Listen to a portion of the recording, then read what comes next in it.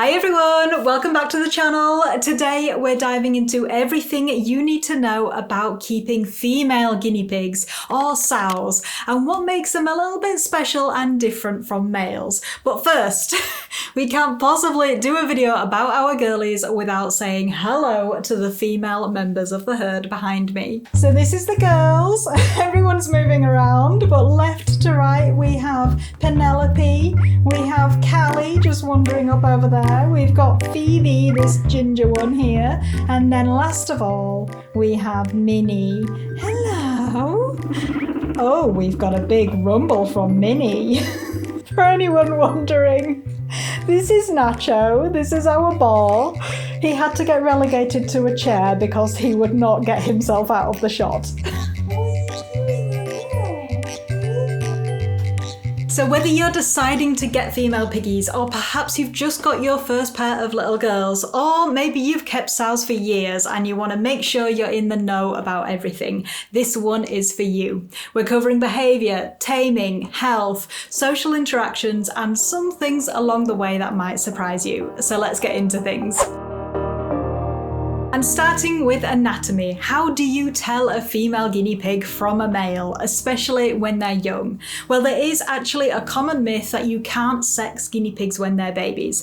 But you can, although it's not easy when they're so small and squirmy, so it's recommended to wait for a couple of weeks first. And it's described like this. Females have a Y-shaped area, whereas in males it looks more like a lowercase I, a line with a dot above it. And if you feel gently above that dot, you'll feel a kind of hard ridge above there in the boys.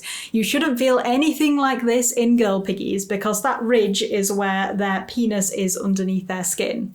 And in adults, it becomes a lot more obvious. So unneutered boars will have clearly visible testicles, and even neutered boars, you'll still be able to see where their penis is more clearly than when they're babies. There's no bulgy bits or saggy skins or anything like that with our girls. They are very neat. And of course, if you are unsure, you can always take them to the vet to be checked. I did actually discover that my first ever pair of piggies were males after I was led to believe they were females. And this goes on all the time. It's extremely common in pet shop bought piggies. So do double check your girls and you might find they're not girls after all. As for some other general differences, females tend to be slightly smaller and lighter overall, and females have more prominent nipples, although both sexes do have a pair of nipples, which is handy to know. So we will get onto behaviour in a minute, but first is a super common question, and that's, do sows have periods? Well, the short answer is no. Guinea pigs have what's called an estrous cycle rather than a menstrual cycle, meaning their body simply reabsorbs the lining of the womb rather than shedding it. So there's no bleeding involved at all, and things down there should look pretty much completely normal all of the time, although some girls can have a bit of swelling when they are in heat. The key thing to remember is that if you ever notice any bleeding or unusual discharge from your girl piggies, that's not a normal part of any cycle and you should take them to the vet to be examined. Two common causes of bleeding down there in girl piggies are urinary tract infections or some sort of problem with their reproductive system, which we will get onto shortly. But first, let's acknowledge a burning question that a lot of new or wannabe guinea pig owners in particular have when it comes to female guinea pigs. And that is, do they have any particular personality traits? And specifically, are they more or less tame than males? So disclaimer, every pig is unique and there are no set rules when it comes to personality. But as far as confidence is concerned, it's useful to kind of understand the natural order of things for female guinea pigs. So in the wild, guinea pigs live in groups of several females with one male, and those females really rely on each other to watch out for predators and to keep the whole herd safe. That instinct is still very much embedded in our female guinea pigs today. Sows tend to be a little bit more cautious than boars. They're more aware of their surroundings. Sometimes they'll take a little longer to warm up to new people or new environments. But cautious doesn't mean unfriendly. Female guinea pigs can be wonderfully confident and they can make amazing characters. Once they are eventually settled into their new home, they'll be at the front of the cage demanding their veggies, squeaking loudly if squeaking is their thing, and usually they will enjoy being petted in the cage, and most will enjoy or at least tolerate a cuddle on your lap. I will say that girls definitely need a bit more help and a bit more focus on taming to get to this stage though. So if you have girls and you're worried that you can't approach them in the cage or that hand feeding just isn't happening, I really do recommend watching some of my taming videos. I will pop the most recent one in the description and in the cards and all of the other places at the end of the video as well for you. Moving on to social life, and as we know, guinea pigs should always have company, and this is where owning females can give you a bit of an advantage here as a piggy owner. So a pair of girls can work well, and females are often happy in bigger groups as well. Basically, it's far easier to have a larger group of females than it is males, because males will often struggle to successfully bond in numbers of 3 or more. That said, I won't pretend it's all harmony and friendship all the time. Long-term followers of the channel will know that I have had my own battles with getting female guinea pigs to bond and rebond after they've been fighting. Just like males, females establish their own pecking order or dominance hierarchy. So there's always got to be a boss pig on top or a matriarch, and every pig has their own place in that hierarchy ladder. Some sows, Penelope, will like to lord this over their companions more than others, and often you'll find that closely positioned girls within the hierarchy will kind of have mini battles for dominance amongst themselves. And as an owner, the behaviours you might see include the odd telling off, nip or lunge at each other. You might see rumble strutting, chasing and mounting, just like you do in males, but often not quite as consistently as you'll see in males. A low level of these behaviours happening occasionally with nobody getting hurt are completely normal in all guinea pigs and nothing to worry about. What you might notice in females though is that when they are in heat, which can happen every 14 to 17 days, they tend to up the ante on these behaviours, and they can be more or less constantly chasing their herd members around, trying to mount them, generally being a nuisance, but it doesn't last that long. In my experience, it's like one day every so often, definitely not every 3 or 4 weeks. It seems to be less often than that. Also, on social living, females can live with males, either as a pair, so one male, one female, or as a group of girls with one male. Just one male. If you add another male to a group of females and there's already a boy there, then they are gonna fall out. It's just not gonna work. But having one male and a group of females is a lovely setup, and it actually mirrors how they would naturally live in the wild as well.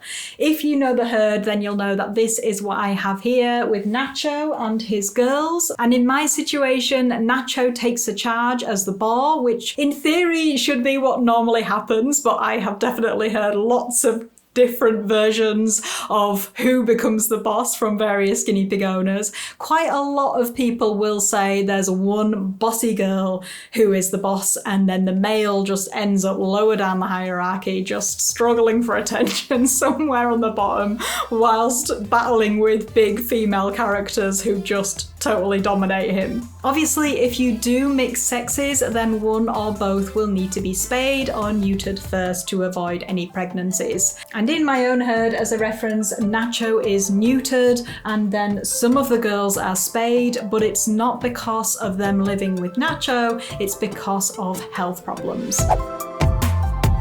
And speaking of pregnancies, I mean, I can't really talk about female guinea pigs without it coming up, but I will hold my hands up and say that I don't have any direct experience with pregnant guinea pigs or guinea pigs giving birth. That said, I'd really encourage anyone thinking about breeding their guinea pigs to reconsider. There are so many guinea pigs in rescues right now in need of loving homes, and breeding them as a hobby really does add to that problem. So please adopt where you can and don't breed your guinea pigs. If you need any more convincing, the facts are that as many as 1 in 5 female pigs die from pregnancy complications, and 1/3 of pups don't make it. Pregnancy is more risky for guinea pigs than for other small animals because the young are born precocial, meaning they're born fully formed with fur, open eyes, they're able to run around and eat for themselves within a matter of days, which sounds impressive and cute, and it is. But because the pups are so developed, the gestation period is longer, and the longer a pregnancy goes on for, the more opportunity there are for things to go wrong. So if you have intact females and an intact male, please keep them completely separate and be aware that males will go to extreme measures to relocate themselves into a cage full of females. Accidental pregnancies happen so often, so save yourself the stress and take every measure to make sure it doesn't happen to your own piggies. Next up, and kind of related to pregnancies, is spaying. So owners of female guinea pigs might wonder about spaying because unlike with cats, dogs and rabbits, spaying isn't routinely recommended for our girl piggies, at least in most countries. However, like these other pets, females do have a high risk of developing reproductive health problems as they get older. This should be something that every owner is aware of, and trust me, I have had my fair share of health problems in my own female piggies over the years. The most common one is ovarian cysts. Over 80% of female guinea pigs over the age of 3 have some form of ovarian cysts. Some pigs have cysts and are completely unaffected by them, whereas others have cysts that can cause discomfort, hair loss and hormonal changes. And this is exactly what happened to my little Penelope. Watch my latest vlog if you need a catch up.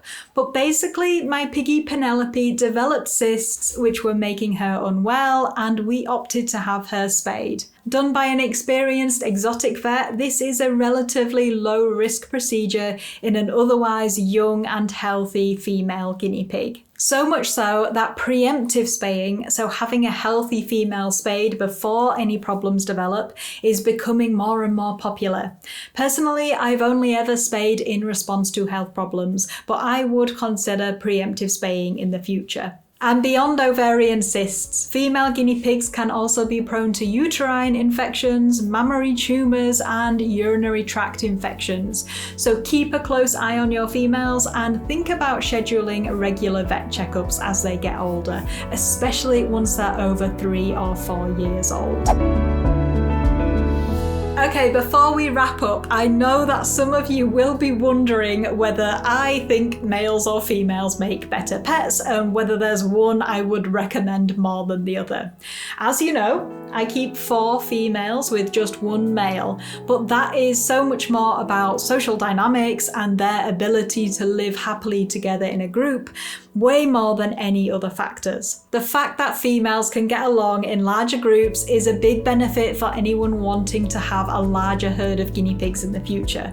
Of course, if you happen to have the space, the time, and the spare money that all of that brings. Ultimately, both sexes come with their own considerations, and the reproductive health problems that females can experience is definitely something to think about carefully. Having to put your girls through surgery can be stressful and expensive. And if you're drawn to females but you're wondering about male piggy care, and perhaps you've seen some disturbing things online, I will be posting a video up next all about the boys, so definitely watch out for that one. For now, I hope this video has given you a helpful overview of female piggy care. And if you've got any questions, then just drop them in the comments below. Lastly, if you found this video helpful, please don't forget to subscribe, and I'll see you in the next one. Bye bye!